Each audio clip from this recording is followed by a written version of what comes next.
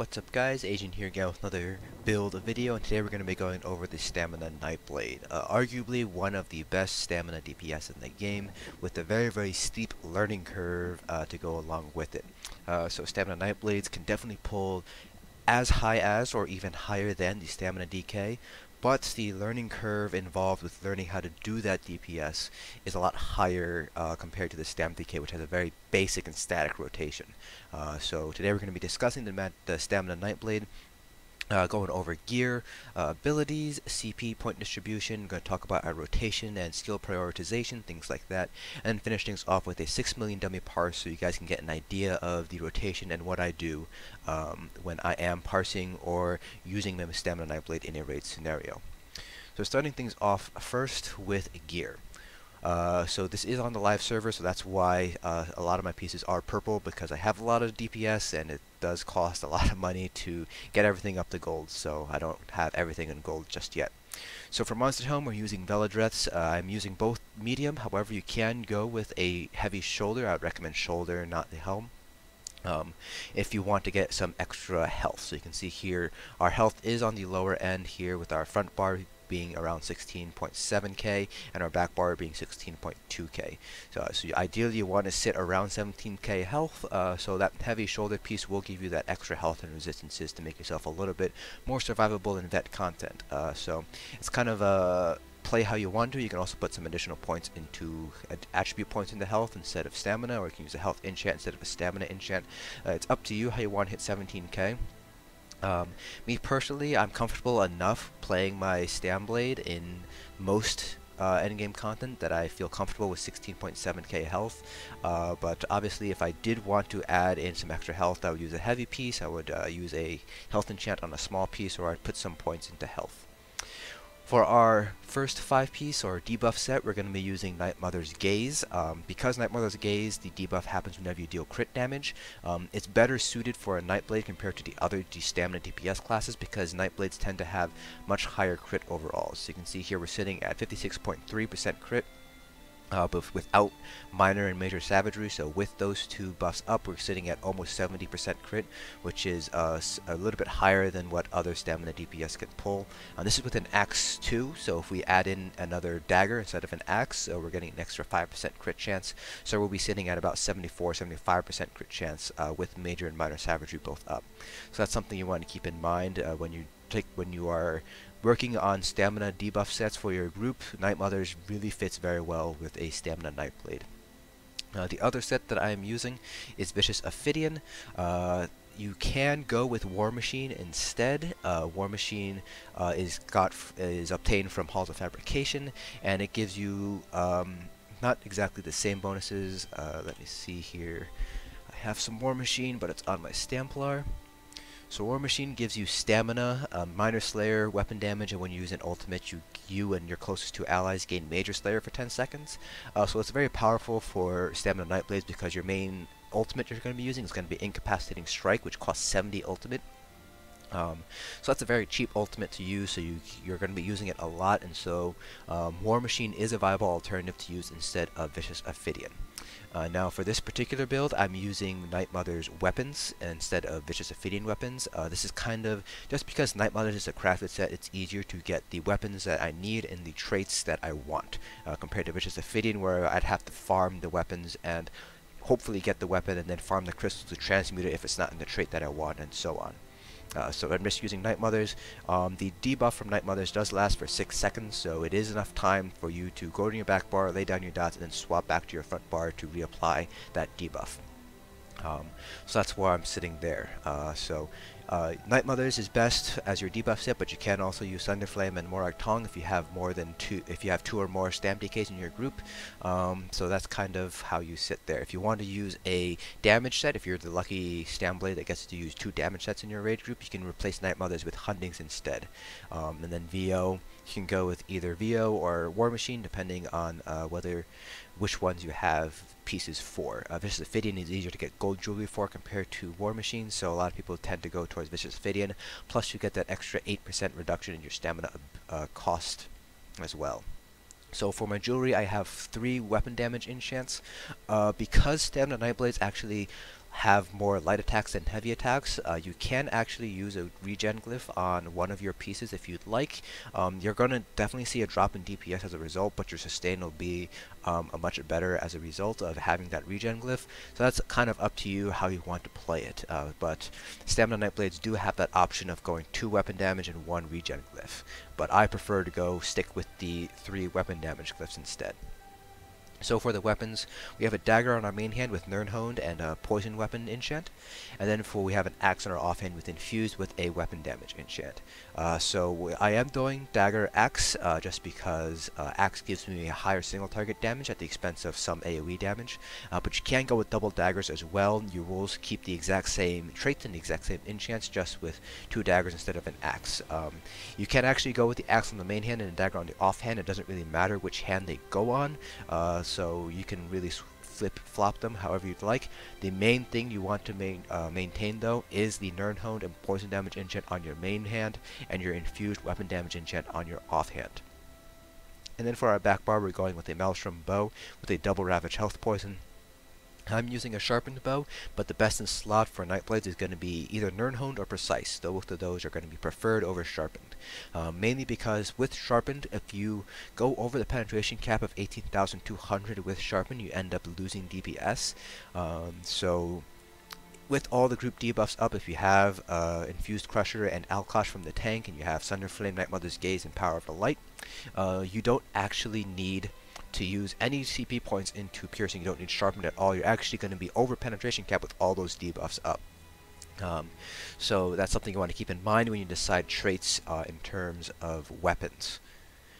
So that's pretty much it. For Monster Helms, there's not really much of an alternative. You can go with Selene. Selene's it's easier to obtain compared to Velidreth, because Velidreth comes from Cradle of Shadows. Selene's is a viable alternative. However, it does only proc off melee damage, and you have to be within melee range for the proc to hit, so there is a little bit of weakness there, and the one piece only adds stamina, not weapon damage, so you do lose out a little bit there on that regard as well. So Velidreth is best, but Selene's is a good alternative to use if you don't have your Velidreth's head yet. In terms of attribute points, I have all points into stamina, but again, if you want to hit 17k health, you can move 3 or 4 points into health and hit that 17k health threshold. For our Mundus Stone, we're going to be using the Warrior. You can use the Lover for 4-man content or solo like VMA stuff. But again, just like with Sharpened, if you're going over penetration cap with Lover, you're going to end up losing some DPS as a result. So the Warrior is going to be best for those optimized raid groups, or even somewhat optimized raid groups with those debuff sets going on there. Then we are using max health, max stamina food here. Now, I am not a vampire, but you can be a vampire for a 10% extra stamina regen. However, do keep in mind that if you do become a vampire, you do get more damage dealt to you from fire sources, so that's something you want to keep in mind. I'm personally not a vampire on my stamina Nightblade, but you can be a vampire for that extra regen. Now, I am a Bosmer. I am a Wood Elf Nightblade, so I do get some additional stamina regen from Resist Affliction and Y'ffre's Endurance. However, if you truly want to min-max your Stamina Nightblade DPS, you're going to want to pick Redguard. It's going to be the best because of the extra sustain from Adrenaline Rush.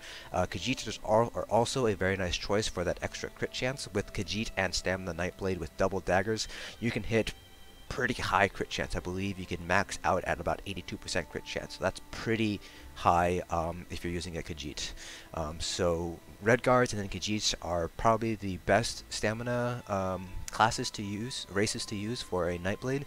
Wood Elves are still very good because you do get stamina regen and stamina. So that's also a viable alternative. And Orcs as well, they make good stamina DPS. So you kind of have 4 race options there for you. And kind of a 5th best option is going to be Dunmer, because they do get 6% extra stamina, but that's pretty much it for Dunmer. They don't really get any stamina regen or anything like that. So for our skills, our front bar, we have Killer's Blade, which is our execute. Surprise attack is going to be our spammable Deadly Cloak.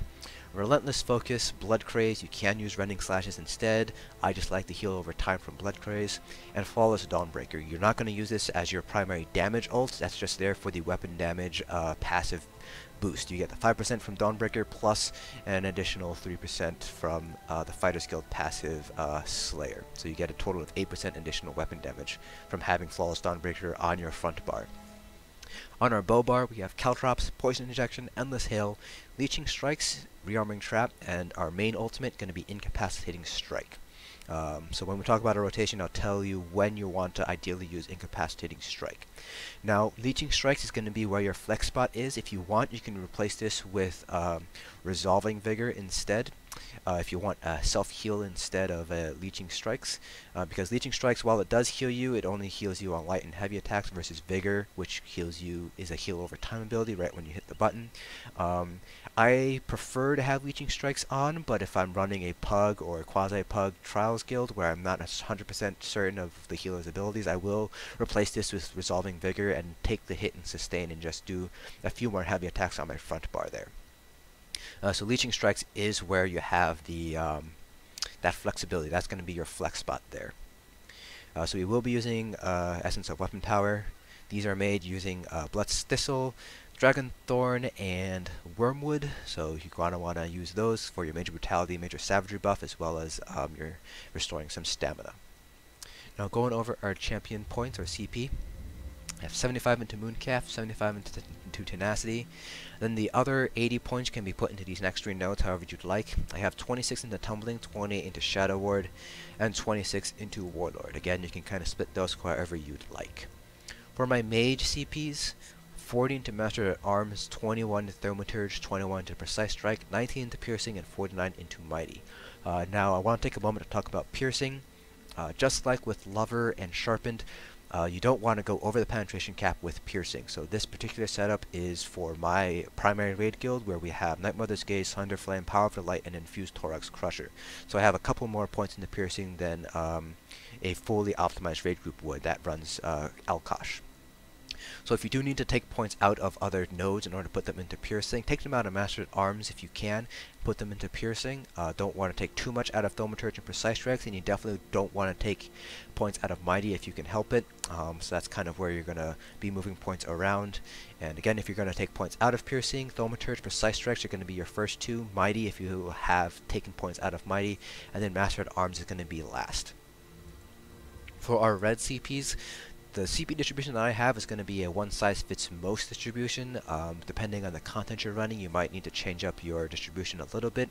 For example, in Maw, you're going to want to put more points into perhaps Elemental Expert to deal with the elemental damage from the Sun Eaters and things like that. So you kind of want to ask your raid lead, see if there's an optimal CP setup for your red CPs that they want you to have. So I have 52 into Ironclad, 1 to Spell Shield, 1 into Medium Armor Focus, 48 into Thick Skin, and 64 into both Hardy and Elemental Defender.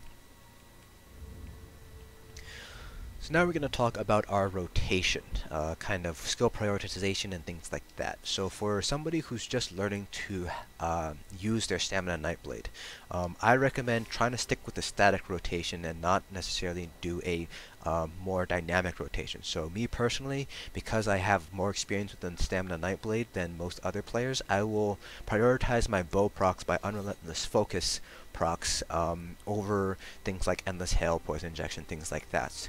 But obviously that involves a lot of bar swapping, and then your rotation becomes a lot more dynamic as opposed to static. So when I say a static rotation, what I mean is you keep with your rotation and you don't change your rotation for anything, even in bow procs.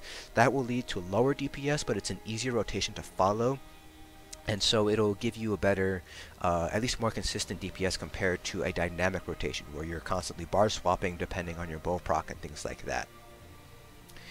So for stamina DPS, your main sources of DPS are going to be coming from your ground dots. So that's going to be your Endless Hail and Razor Caltrops. Poison Injection is another powerful dot that you want to try to keep up.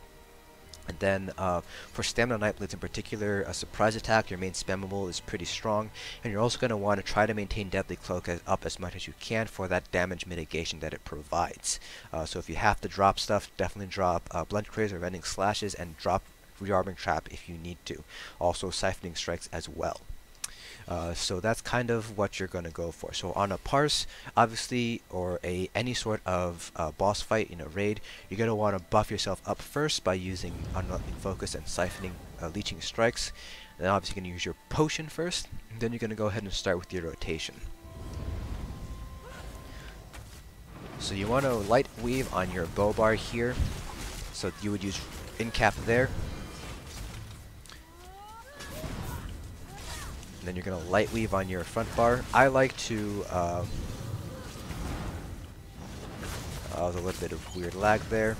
I like to use at least one heavy attack on my front bar just for sustain purposes. And again, I prioritize bow procs, so you might not want to copy my rotation down exactly.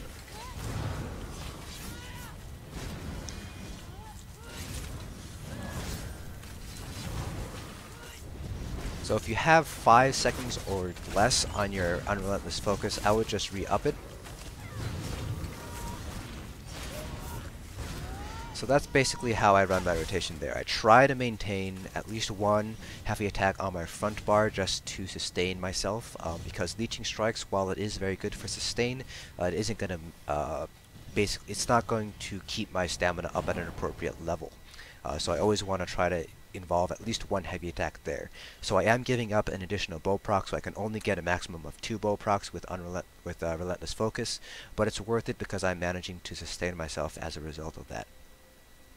And again, the dots that you're going to want to maintain if you have to break your rotation to res somebody, or if you have to play mechanics, is going to be the following. If you're going to go with a more static rotation, you're going to want to make sure to keep up Endless Hail and raise a Caltrops.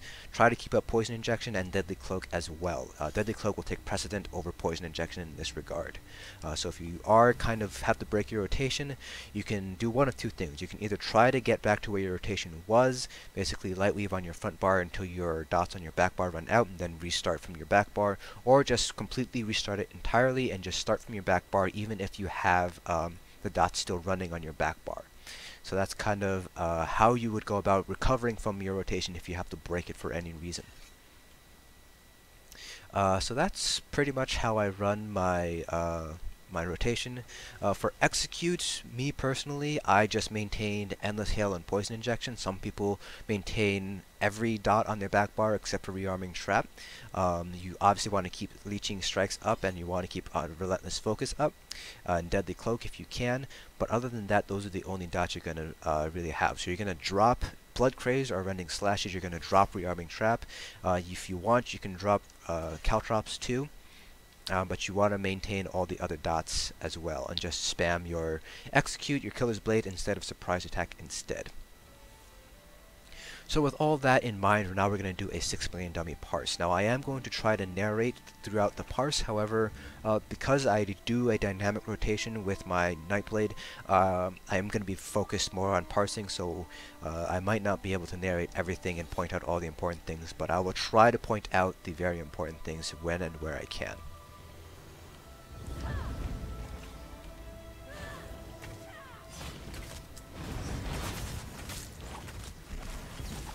So before you swap, you use your Incapacitating Strike in order to make the most out of the dots, because so like I said, I do prioritize my bow proc over maintaining my dots. And again, I like to have at least one heavy attack in there.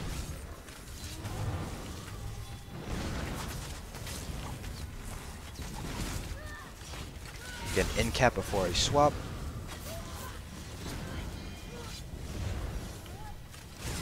I had less than 5 seconds up, so I had to re-up my my focus.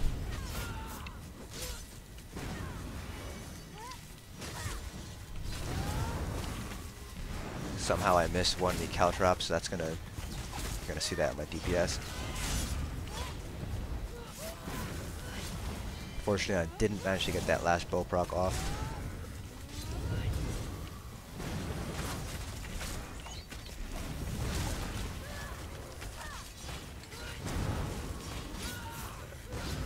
We are seeing a little bit of lag here, so that's gonna negatively impact our parse a little bit.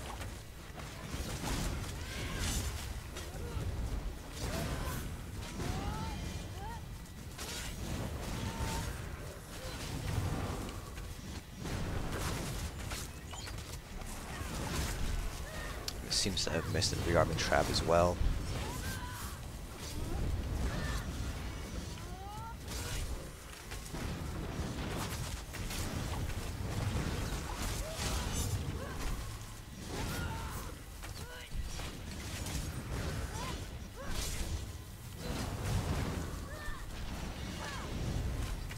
So now we're in execute phase, so like I said, I like to only maintain endless hail and poison injection. I will not be using my bow proc from now on.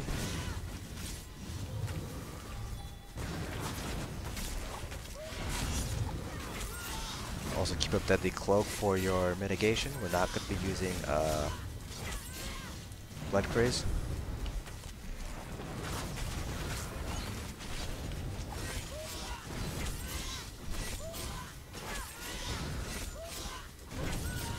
There we go, that is a standard 6 million parse, a little bit on the low side because of some lag there, but other than that you kind of saw what I prioritize and things like that, and you saw what my execute looks like.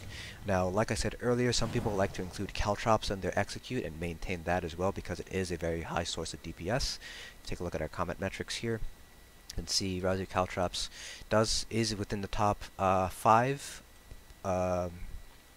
sources of DPS here, but that's kind of up to you how you want to deal with that, because if you do add Razor Caltrops, that's one less Killer's Blade that you're able to get off.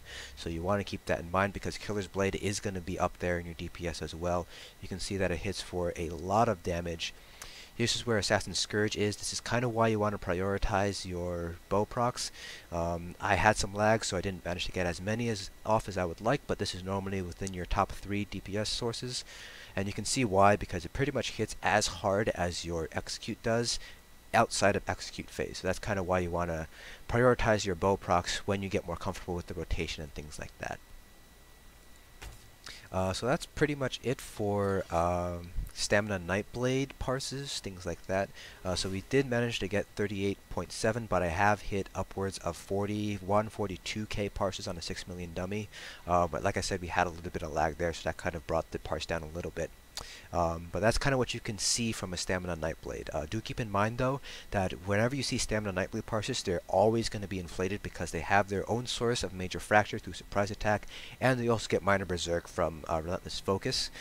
So that's something you want to keep in mind when you take a look at Stamina Nightblade parses. Their dummy parses are always going to be inflated compared to other Stamina DPS because of their innate sources of minor berserk and major fracture. So that's it for this video. Hope you guys found it informative, and I will see you guys in the next dungeon.